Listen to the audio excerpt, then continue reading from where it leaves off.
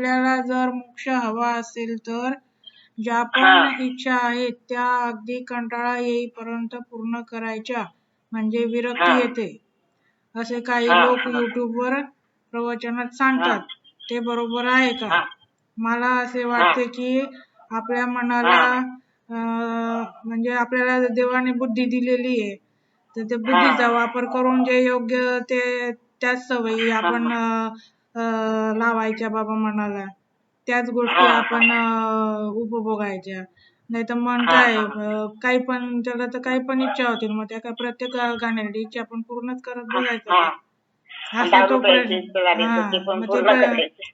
तेच मग नेमकं काय काय योग्य उत्तर आहे याच्यावर? मग म्हणजे चांगल्या इच्छा पूर्ण करायच्या का वाईट पण पूर्णच करत बसायच्या बुवा असं? आणि मन तर काय ते कुठे पण मग ते काय वाईटाकडेच जास्त जात त्याचं मन. चांगल्या गोष्टी तर आवडत नाही, संपतच नाही. तेच ना, मग नेमकं काय याच्यावर उत्तर? माणसाचं आणखी आणखी आणखी संपतच नाही. तेच जितकं तूप टाकाल तितकं जितके तूप टाकाल तितकी ते आग वाढतच जाते, नाही की तुपाची मागणीच करत जाते. मग केव्हा थांबते ती? तर तूप टाकणं बंद करायला त्यावेळेला ती आग शांत होते. आहे की नाही? तेच ना, म्हणजे मग हे म्हणणं चुकीचं आहे ना की इच्छा पूर्ण करत राहावं. नाही, त्याला एक मर्यादा आहे का याच्यापर्यंत, पण मग ती गडबड होऊन जाते सगळी. सवय लागून जाते, मग त्याच गोष्टीची सवय लागून जाते. तिथे दानामध्ये सुद्धा मग लोक म्हणतात, मग काय सांगितलंय ज्ञानेश्वरांनी, काय मागितलंय देवाजवळ? जो जे वांछिल तो ते लावू, काही पण मागायचं तो ते लावू. मग ज्ञानेश्वर जर असं मागतायत की ज्याला जे पाहिजे ते त्याला मिळो, तर मग आमचं काय चुकीचं आहे की नाही? पण तिथे पण काय ज्ञानेश्वरांच्या ह्या ओळीच्या आधी कोणत्या ओळी आहेत त्या महत्वाच्या आहेत. आणि त्या ओळी कोणत्या आहेत? आता विश्वात्मके देवे येणे वाग्यज्ञे तोषावे. म्हणजे आता या शब्दाला खूप अर्थ आहे. म्हणजे आतापर्यंत काहीतरी पुष्कळ घडून गेलेलं आहे आणि मग आता आलंय, आणि मग आता हे सगळं घडलंय जे तुम्ही ऐकलंय त्याच्यानंतर काय? तर ते आता आणि मग एवढी सगळी ज्ञानेश्वरी सांगितल्यानंतर मग ते विश्वात्मक देव जो त्यांचे गुरु आहेत त्यांचं जो मागणं करतायत की काय करा तुम्ही, मी हा वाघ यज्ञ केलाय, जे काही ही गीता हे सांगितली, ज्ञानेश्वरी सांगितली, तो काय एक प्रकारचा वाघयज्ञ आहे. आणि त्या वाघयज्ञाने तुम्ही जर, आणि सगळ्यात मोठा कोणता यज्ञ असेल तर हा तर हवन यज्ञ, म्हणजे तर हे आहे काय म्हणतात तुम्ही त्याला, अग्निहोत्र आहे. त्याची हे आहे महती आहे असं नाहीये, पण अनेक प्रकारचे जे यज्ञ सांगितले, ज्ञान यज्ञ, अमके वंगे धमके, त्यामध्ये सगळ्यात मोठा यज्ञ कोणता असेल तर हा वाघ यज्ञ आहे, म्हणजे ज्ञान यज्ञ आहे, सगळ्यात मोठा यज्ञ आहे. आणि त्या यज्ञाने जर तुम्ही प्रसन्न झाला असाल तर मला काय द्या, पसायदान द्या. पसायदान म्हणजे काय, शेवटी प्रसाद द्या. पण कोणता प्रसाद द्या? तर जे खळांची व्यंकटी सांडो. याचा अर्थ काय माहितीये का? जे खळांची व्यंकटी सांडो, वाईट बुद्धी मरो. जे खळ म्हणजे दुष्ट लोक असतील त्यांची वाकडी म्हणजे वाईट बुद्धी जी असेल ती नाहीशी हो, आहे की नाही? जे खळांची व्यंकटी सांडो तया सत्कर्मी रती वाढो. त्यांना कशाची गोडी लागली पाहिजे? चांगल्या कामाची, सत्कर्माची गोडी लागली पाहिजे. कशा करता हा वाघयज्ञ केला आहे? तर परमेश्वराने तरी गीतेमध्ये म्हणजे संतांचं किती श्रेष्ठत्व आहे त्याच्यावरून कर्मा कर की यदा यदा धर्मस्य ग्लानिर्भवति अभ्युत्थानाय धर्मस्य परित्राणाय साधूनां विनाशाय ते दुष्कृतां. काय म्हटलंय? दुष्टांचा मी काय करेन, नाश करेन. पण संत काय म्हणताय की दुष्ट मनुष्य नाहीये, त्याच्यातला जो दुष्टावा आलेला आहे तो नाश करायचा आहे. अच्छा. मनुष्याला कोणाकोणाचे डोके उडवणार हो तुम्ही? प्रत्येकाचं किती ना काही नाही प्रमाणात दुष्टावा आहे ना. एका मर्यादेपर्यंत ठीक आहे की शेवटी परमेश्वराला तो निर्णय घ्यावा लागेल. परमेश्वराचे म्हणणं चुकीचं आहे असं नाही मला म्हणायचंय. पण त्यापेक्षा संतांना माऊली जे म्हटलेलं आहे, प्रत्येक तेवढं त्यांचं मोठं मन आहे की जे खळ असतील त्यांची काय करायचे, परमेश्वरा त्यांचा नाश नको करू, तर त्यांच्यातलं दुष्टत्व जाऊ दे आणि त्यांना चांगल्या कार्याची गोडी वाढू दे. आणि त्यांना चांगल्या कार्याची गोडी वाढली की काय होईल, भूता परस्परे जडो मैत्र जीवाचे. भूत म्हणजे जे काही आहे निर्मित झालेले ते भूत म्हणजे फक्त प्राणी मात्र नाही. जे काही परमेश्वराने सृष्टी निर्माण केली आहे त्या प्रत्येकाबद्दल त्यांच्यामध्ये मैत्रभाव निर्माण झाला पाहिजे. जीवांचा म्हणजे जे जीव आहेत त्यांचा त्या प्रत्येकामध्ये मैत्रभाव निर्माण झाला पाहिजे. म्हणजे मग तो सजीव असो निर्जीव असो त्याच्यामध्ये काय दिसलं पाहिजे, त्याला परमेश्वराचा अंश दिसला पाहिजे. भूता परस्परे जडो मैत्र जीवाचे, दुरितांचे तिमिर जाओ विष. आणि मग म्हटलंय दुरितांचे तिमिर जाओ. त्याच्या पुढे काय आणखी, हे एवढं झाल्यानंतर सुद्धा जे अज्ञानी असतील, असा एवढा बदल झाला तरी जर त्यांच्यात मध्ये अज्ञान आहे आणि अज्ञान अहंकार आहे, दुरितांचे तिमिर जाओ. आणि त्या अज्ञान अहंकारामुळे त्यांना काय कळतंय, स्वधर्म काय तो कळत नाही. विश्व स्वधर्मे सूर्य पाहो. मध्ये आपल्या दोघींची स्वधर्मावर चर्चा झाली होती बघ. आणि त्या चर्चेमध्ये आपण असं पाहिलं, आणि आता आम्ही धर्माचा अर्थ घेऊन, धर्म म्हणजे संप्रदाय अर्थाने घेऊन एकमेकांमध्ये भांडतोय. पण हे काय म्हणतायत, विश्व स्वधर्मे सूर्य पाहो. सूर्य म्हणजे कसं आहे, सूर्याच्या प्रकाशात स्पष्ट दिसतं. विश्व स्वधर्मे सूर्य पाहो. तर प्रकाशाप्रमाणे प्रकाशितून त्यांना त्यांचा स्वधर्म काय आहे, तो अगदी सूर्यप्रकाशा इतका स्वच्छ दिसला पाहिजे. स्वच्छ दिसला पाहिजे म्हणजे ते आचरण करतील. मग स्वधर्म म्हणजे काय की माझं कर्तव्य काय आहे. मी स्त्री आहे, आई म्हणून माझं कर्तव्य काय, तो माझा धर्म आहे आई म्हणून. पत्नी म्हणून माझं कर्तव्य काय, तो पत्नी म्हणून. म्हणजे हा परस्पर प्रत्येक नात्यांमध्ये भूता परस्परे जडो, त्या परस्पर प्रत्येक नात्यांमध्ये माझं कर्तव्य काय. मग ते कर्तव्य कुठपर्यंत जातं, जेवढं वाढवाल तुम्ही विचार तेवढं. आजकाल जी समस्या निर्माण झाली ती समस्या निर्माण झाली नसती पर्यावरणाच्या प्रदूषणाची. भूता परस्परे जडो मैत्र जीवाचे हे जर झालं असतं, आणि ते होण्याकरता दुरितांचे तिमिर जाओ विश्व स्वधर्म सूर्य पाहो. प्रत्येक व्यक्तीमध्ये प्रत्येकाच्या संपर्काच्या बाबतीमध्ये त्याचं काय कर्तव्य, धर्म म्हणजे त्याचं काय कर्तव्य, त्याने कसं वागायला पाहिजे. आणि असा ज्या वेळेला मनुष्याकडे त्यावेळेला मग काय होईल, जो जे वांछिल तो ते राहो. मग अशा याच्यावर त्याची मनस्थिती गेल्यावर तो काय मागेल, सगळ्यांचं भलंच मागेल. मग त्यावेळेला त्याची इच्छा काय राहील, त्याची वासना काय राहील, इच्छा वासना शुद्ध होते. आणि असा इच्छा वासना शुद्ध झाल्यानंतर सुद्धा मनुष्य देहामध्ये आहे, पिंडात आहे. आणि जोपर्यंत पिंडामध्ये आहे त्यापर्यंत, आणि हा पिंडांचा त्रिगुणात्मक आहे, सत्व रज तम. कुणाच्या याच्यात सत्वाचा भाव जास्त आहे, कुणाच्या याच्यात रजाचा आहे, कुणाच्या याच्यात तमाचा आहे. आणि ज्याच्यात जो असेल, जो सत्वशील असेल त्याच्याकडनं एकदम सगळी जनकल्याणाची कार्य होती. जो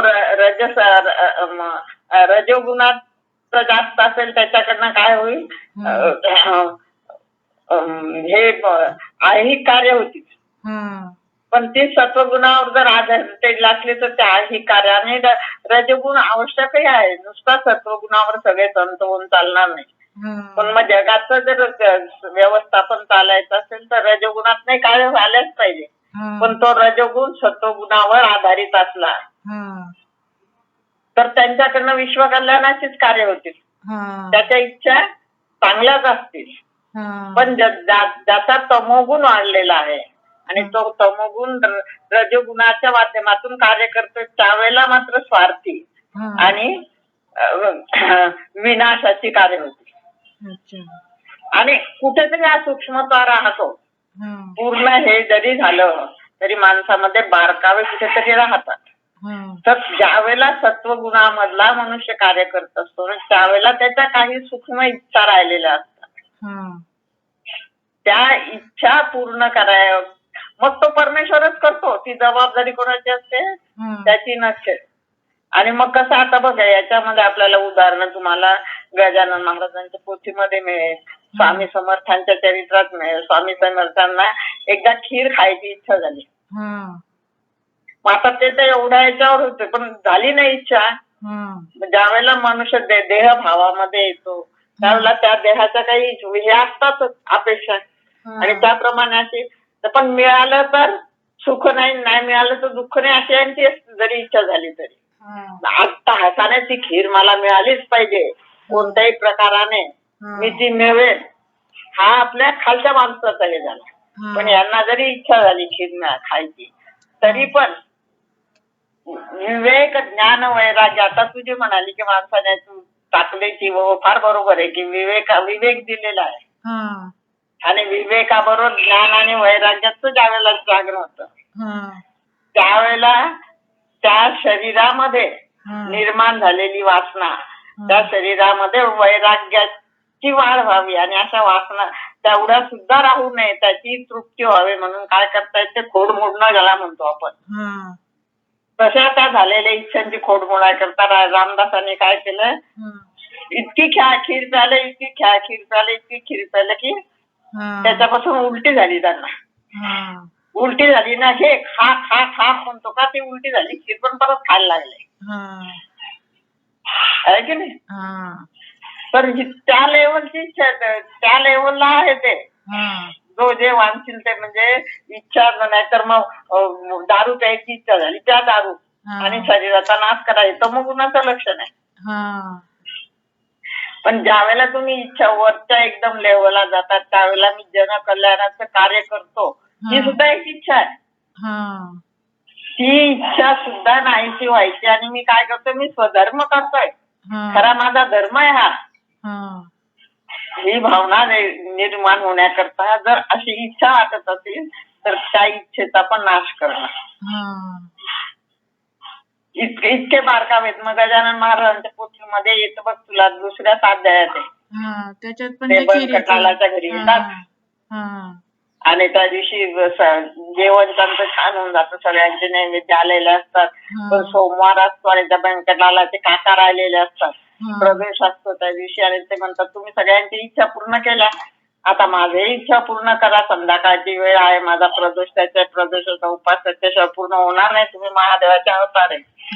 अगदी भूक नसताना त्याने एवढं मोठं ताट आणून वाढलेलं फार सुंदर वर्णन केलंय दासगणूने त्याच्यामध्ये काय काय होतं त्याचं आणि किती होतं त्या अन्नाचे.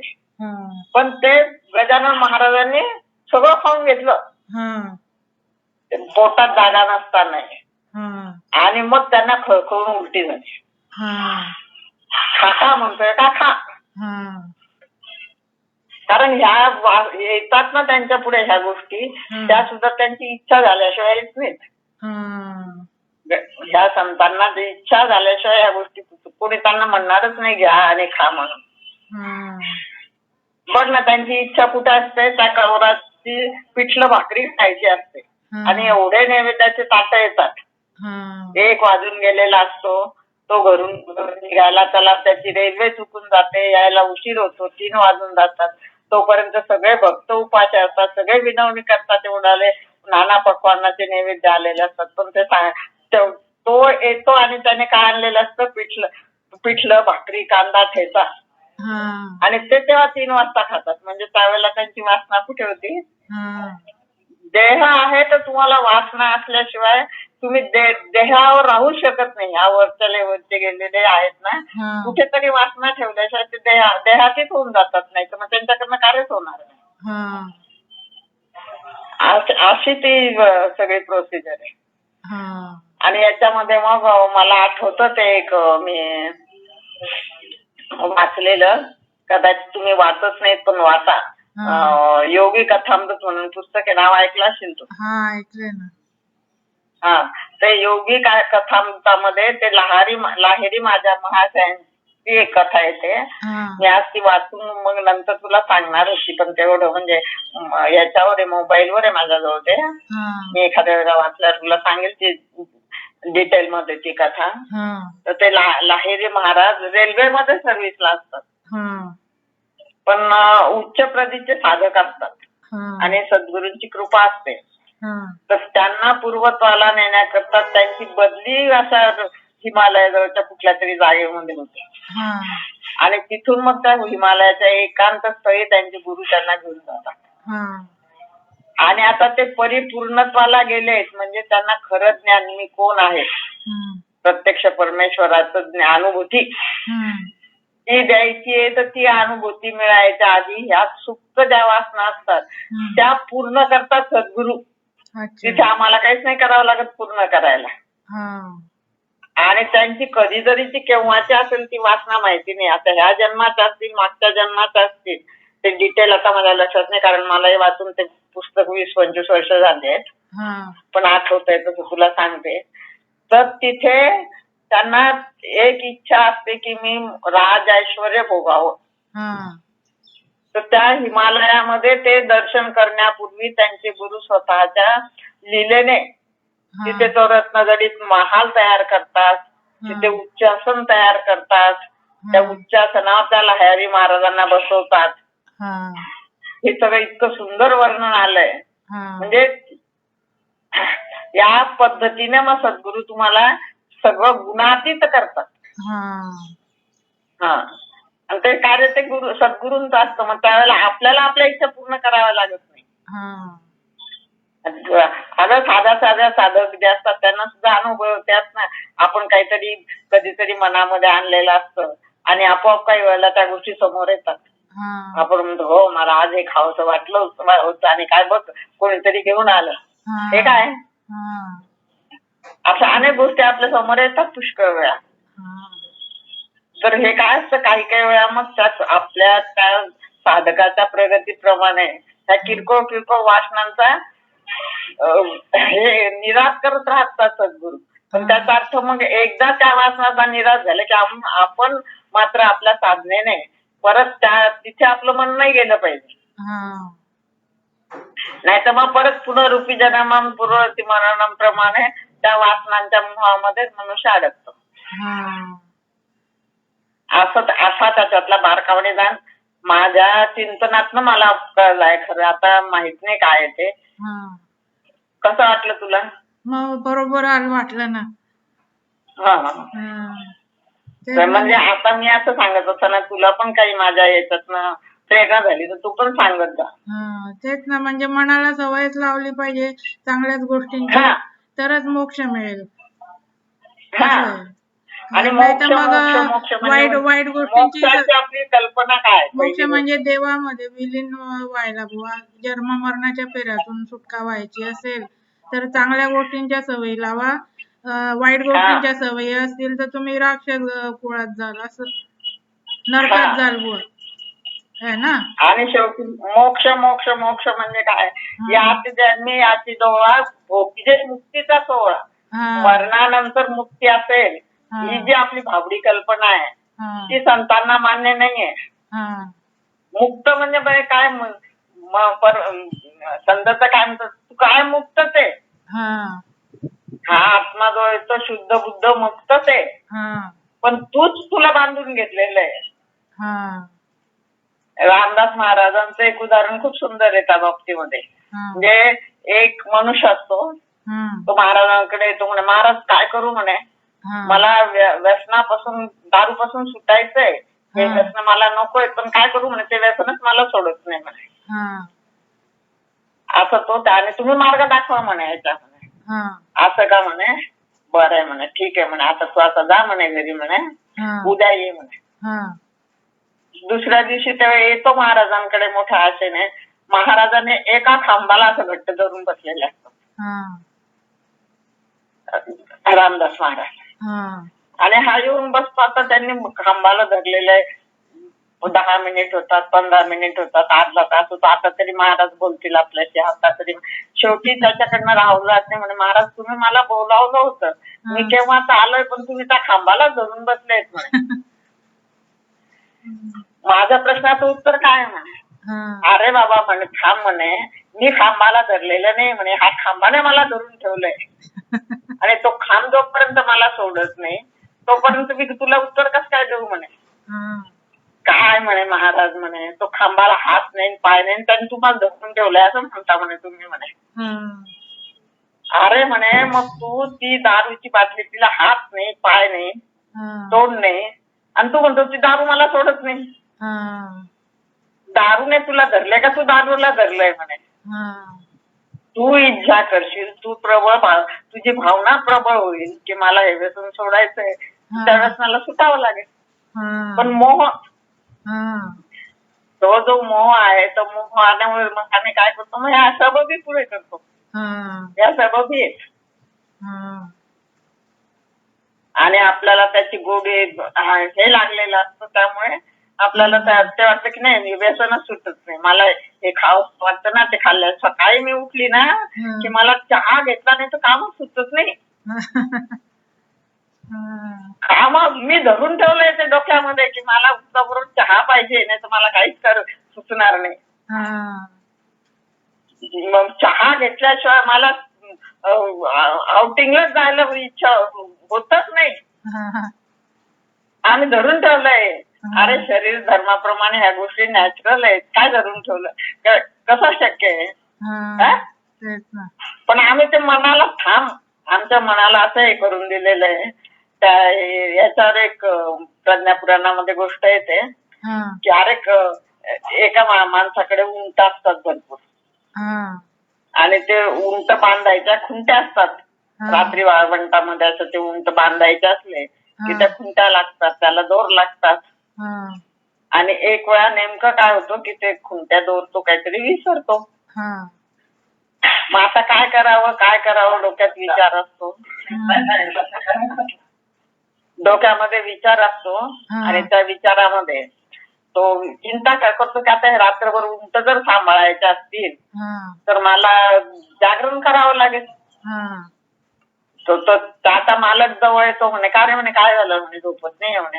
नाही म्हणे, आज मी दोर आणि ते विसरलं, आता उंटांवर लक्ष ठेवायला तर मला जागावंच लागणार आहे म्हणे.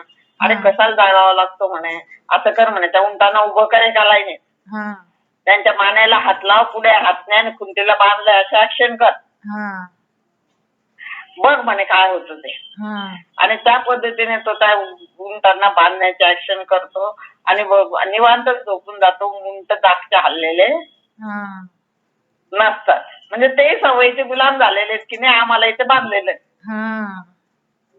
मुक्त होता तेच नाही. त्या पिंजऱ्यातला पोपट कसा त्या दांडीला धरून ठेवतो आणि दांडी धरून ठेवली तर माझं काय होईल. वास्तविक ती दांडी त्याने सोडली तर तो मोकळा होऊन आठवड्यातून जायला मोकळा आहे. पण मालक दार उघडतो तरी तो बाहेर उडून जात नाही. हे काय अनेक उदाहरणावरून संत आपल्याला हे करतात की आम्ही धरून ठेवल्या त्या वासना इच्छा, त्यांनी आम्हाला धरलेलं नाहीये. आणि जोपर्यंत आम्ही त्यांना धरून ठेवू तोपर्यंत त्या कितीही पूर्ण करण्याचा प्रयत्न केला तरी त्या पूर्ण होणं शक्य नाही. त्यांना सोडून त्यावेळेला त्या आम्हाला सोडून जाणार आहेत. ती लेवल येण्याकरता सत्संग पाहिजे आणि म्हणून सत्संगाचं महत्व आहे. कालच्या तुझ्या प्रश्नाचं हे उत्तर आहे. आणि म्हणून मुक्त मोक्ष म्हणजे काय. अगं मोक्ष असता, मोक्ष म्हणजे जन्म मृत्यूच्या फेऱ्यातनं सुटका असते. तर जन्म मृत्यूचा फेरा कोणाला चुकलाय. परमेश्वराला जन्म घ्यावे लागतायत. मग परमेश्वराला जन्म घ्यावे लागतात आणि परमेश्वर एकटा जन्माला येत नाही म्हणे, त्याचे सखे सांगत सगळे बरोबर घेऊन येतो जन्माला. म्हणजे मग परमेश्वराला जाऊन मिळाले तरी काय की परमेश्वराबरोबर परत त्यांना पृथ्वी तलावर यावंच लागतं. मग मुक्ती काय? मुक्ती कशाला म्हणायची? तर फरक हा आहे की कैदी कारागृहात असतो ना, आणि एखादा जेलर पण कारागृहात जातो. पण जेलर कसा जातो? त्याच्या इच्छेने जातो, त्याची ड्युटी बजवाय करता. आणि कैदी कशाने जातो? गुन्हा केलाय म्हणून शिक्षा भोगण्याकरता. बरोबर. तर आम्ही जन्म मरणाच्या फेऱ्यात कशा करता येतो? आम्ही जे कर्म केले त्या कर्माचे फळ भोगण्याकरता आम्ही जन्माला येतो. चांगले वाईट जे असतील ते, आहे की नाही? आणि हे जे येतात न लगे मुक्ती धन संपदा, ही जी जन्म मरण पुनरुपी जन्म मरणाच्या फेऱ्यामध्ये आम्ही कशामुळे अडकलो की वासना तृप्ती करता आमच्या स्वतःच्या अहंकार जोपासना, त्या बंधनातनं मुक्त व्हायचंय फक्त. मग तुका म्हणे देव सुखे घालावे गर्भवासी, तुका म्हणे आम्हासी. मग अशा लेवलला गेल्यावर परमेश्वर तुझ्या कार्याकरता तू आम्हाला गर्भवास दे. मग गुरुदेव तर त्यांच्या एका पदामध्ये म्हणतात, काय म्हणतायत?